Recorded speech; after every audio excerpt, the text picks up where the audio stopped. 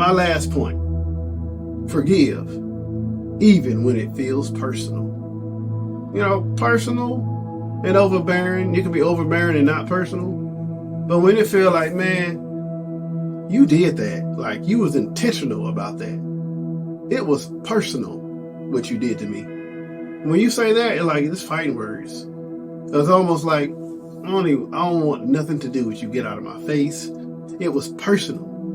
But think about this. Ephesians 4:32. Be kind and compassionate to one another, forgiving each other, just as Christ, God, forgave you. That's when it hits you. So you want me to forgive Johnny. You want me to forgive Ansley. You want me to forgive Jacob, Pooh, Frank. And what they did to me was personal. They exploited me.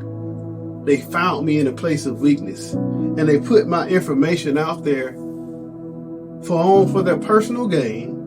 And it was just personal to what you did.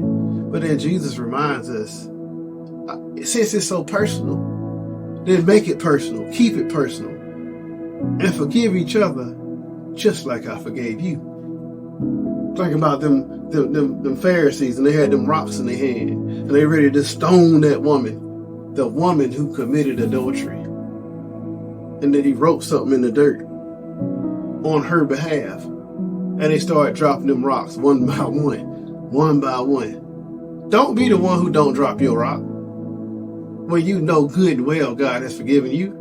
I had a conversation with somebody the other day, and I'm like, yeah, I know this is a sin, but I also know I have sin in my heart at times. I'm imperfect. So how can I cast this person out because they struggle differently than I do? I can't, because I have to remember that God forgave me. And when he run out of forgiveness is when I run out of forgiveness.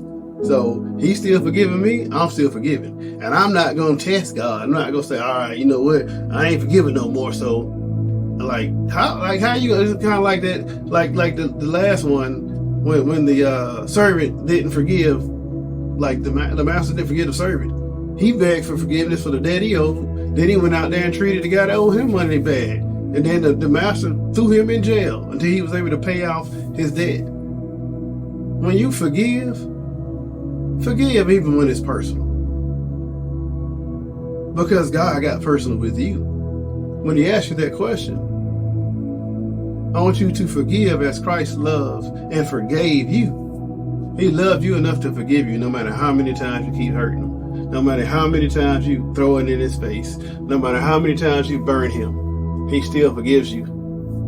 And when you think about the forgiveness of God and you really bask in it, you say, man, I got to do better, because I don't want God to feel like I'm taking advantage of him. Like I know he know I ain't perfect, but when convictions start being your best friend, then you know you're getting better at this journey.